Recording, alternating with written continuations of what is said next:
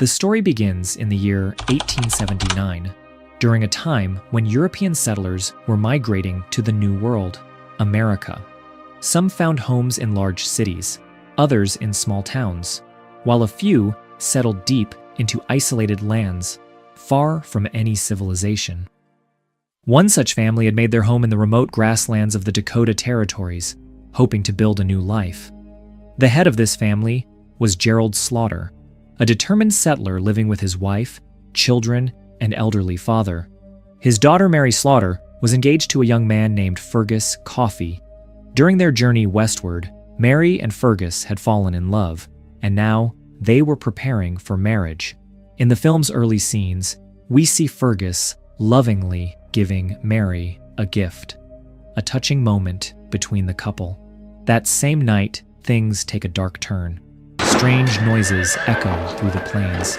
The family, fearing an attack from Native American tribes, becomes alert. Gerald quickly arms himself and hides his family in the basement for safety. Outside, gunshots are fired. Panic spreads. The family waits in terror, hoping to survive the night. But something else, something unknown, begins to break through the floor of the basement. The screen cuts away as terrifying screams ring out. By morning, Fergus arrives at the Slaughter home, only to find a horrifying scene. Several family members are dead, and some, including Mary, are missing. Strangely, there's no sign of a traditional attack. Bodies are left behind, but others have simply vanished. Fergus is devastated. He reports the attack to John Clay, a knowledgeable local man. Clay believes the attackers could be Native Americans and agrees to investigate. Fergus is determined to find Mary and volunteers to join the search. Meanwhile, in another scene, we're introduced to Will Parcher, who is out picnicking with his family. He spots a man on horseback approaching and feels threatened. But when the man comes closer, it's revealed to be Fergus, holding a letter from the governor confirming the attack on the Slaughter family. Will, a seasoned frontiersman, agrees to help, realizing that others could be in danger too. His wife advises him to take their son Dobie along, so the boy can learn to face hardships early. Soon after, Will visits the scene of the attack. He discovers a girl's body with strange puncture wounds on her neck, fresh and infected. Nearby, he finds a mysterious hole in the ground. At this point, no one realizes that the true enemy isn't human, and that something far more dangerous is lurking beneath. He, Fergus Coffey, and John Clay begin forming a search party to rescue Mary and any other survivors. The governor's office also sends Captain Henry Victor and his group of soldiers to join the mission. Henry is a harsh and cruel man who deeply hates Native Americans and takes this as an opportunity for violence. Among the group are Fergus, Will, John Clay, a freed African-American cook named Callahan, often called Walnut, and a young Native American scout named Calloway, who sides with the white settlers. Captain Henry takes full command, despite clear tensions between him and the others. Before leaving, they bury the dead and ride out. During the journey, Clay explains that not all Native tribes are hostile. He warns them about a dangerous and mysterious group called the Ute tribe, who might have knowledge about what's really going on. Clay believes negotiation is possible, but Henry is more interested in bloodshed than diplomacy. As they travel, Will's horse gets stuck in the mud, and while trying to free it, the group fails to notice that a body was buried beneath the soil. The clues are piling up. Something or someone is burying people alive. Later, Henry's men spot a Native American from a distance. Without warning, Henry shoots his horse and captures the man. Will tries to question him respectfully, showing him a picture of Mary, but the man stays silent. When it's Henry's turn, he and his soldiers begin torturing the prisoner, hoping to force answers. The others, especially Fergus, Clay, and Will, are uncomfortable with the brutality. That night, Fergus speaks with Callahan. We learn that Callahan was once a slave and now works as a cook because no one else will hire him. Fergus shares how he left Dakota for New York, but couldn't find work, so he returned for Mary. Their conversation is interrupted when Henry catches Callahan feeding the prisoner and threatens punishment. Later, while everyone is asleep, strange creatures emerge from the bushes and attack the night guards. By morning, Fergus wakes to the chilling news. The men who were on night watch have all been killed. What attacked them wasn't human. After the brutal attack on the night guards, the group realizes they're facing something far more dangerous than native tribes. The captured native prisoner finally breaks his silence. He warns them, the Burrowers like the taste of white men's flesh. They won't stop. No one fully understands what he means. Not yet. Captain Henry, ignoring all warnings, continues to torture the prisoner, but John Clay steps in to stop him, furious at his cruelty. The group begins to divide. The soldiers on one side, and Fergus, Will, Clay, and Callahan on the other.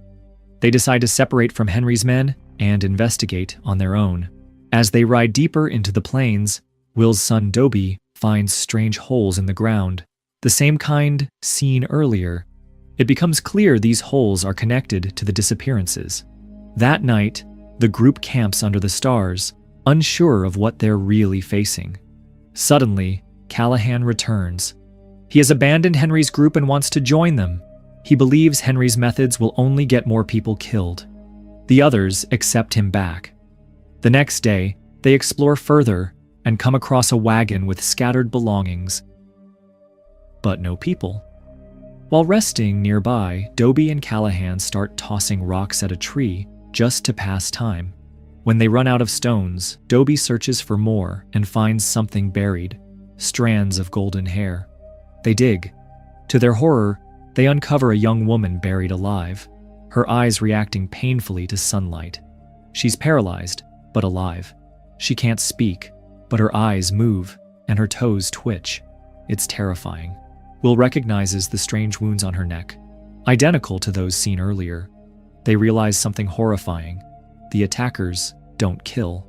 They inject their victims with a paralytic poison, bury them alive, and return to feed on them later. The victims remain conscious, fully aware, but completely helpless. It's a cruel, slow death. Fergus is shaken. What if this is what happened to Mary? Will orders Dobie to take the paralyzed girl to the nearest town for medical help. They load her into the wagon and send him off, hoping she can survive and maybe give them more answers. The rest of the group continues their search. To avoid confrontation, they carefully pass through a forest inhabited by the Ute tribe. But when a Ute tribesman approaches peacefully, Fergus panics and shoots him, fearing an attack. John Clay is enraged. His worst fear has come true. Violence has ruined their chance at diplomacy. The forest erupts into chaos. The Utes attack in retaliation, and in the fight, John Clay is tragically killed. The remaining survivors, Fergus Coffey, Will Parcher, and Callahan Walnut, narrowly escape, hiding behind the body of their dead horse for cover. Exhausted and wounded, they decide to set fire to the forest as a distraction, forcing the Utes to retreat. The fire buys them time, but they're now on their own, low on supplies, separated from help, and being hunted by something they still don't fully understand. Meanwhile, Dobie, who had been sent off with the paralyzed girl, stops for the night in the wilderness. As he sleeps, one of the Burrowers silently emerges from the ground. It injects venom into Dobie's neck, paralyzing him the same way it did the girl. Still awake and aware, Dobie can't move as the creature begins to dig a shallow grave. Like the others before him, he is buried alive, fully conscious, completely helpless. Back with Fergus and the others, they stumble upon a native woman sitting alone by a fire. They approach cautiously, not wanting more conflict. The woman notices the wound on Will's neck and calmly warns them, in her native language, that the creatures will come for him.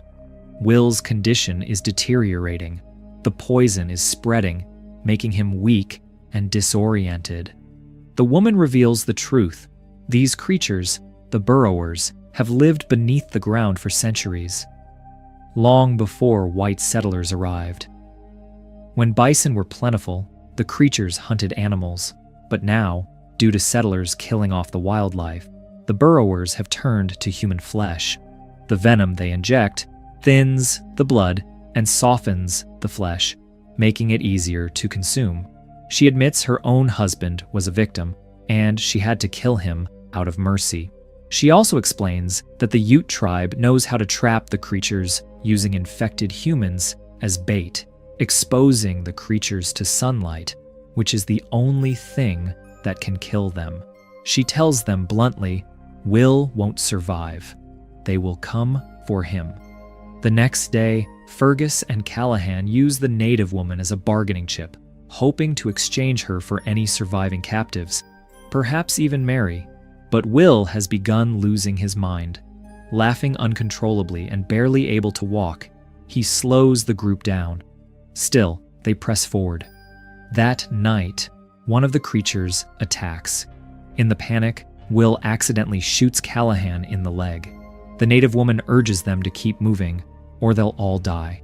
Eventually, they reach the edge of Ute territory, where two tribesmen confront them. Fergus attempts communication, but language barriers lead to tension. At this moment, the Utes notice Will's infected wound. They realize he can be used as bait. They drug him and tie him to a tree in the woods. Fergus, horrified, watches helplessly as the Utes lure the creatures in. He also finds a trinket that belonged to Mary, confirming her death. She didn't survive. Later, Fergus finds Will tied and delirious. As he tries to free him, Will accidentally shoots Fergus in the hand. Suddenly, a trap is triggered, and Fergus becomes stuck. As he struggles to escape, the creatures emerge to feed on Will. Fergus, injured but determined, fights back, using a sharpened stick and the Utes' poison, discovering that sunlight is their only true weakness. By morning, the creatures' bodies are reduced to ash in the daylight. Fergus returns to the settlement to find that Henry and his men had arrived. They executed the captured Ute woman and Callahan, showing no understanding of the true threat. The cycle of cruelty and ignorance continues. Devastated, Fergus walks away, his hand now scarred, his heart heavier. He unknowingly walks over a shallow grave, the spot where Dobie lies, still buried alive beneath the dirt. The Burrowers ends with a haunting reminder.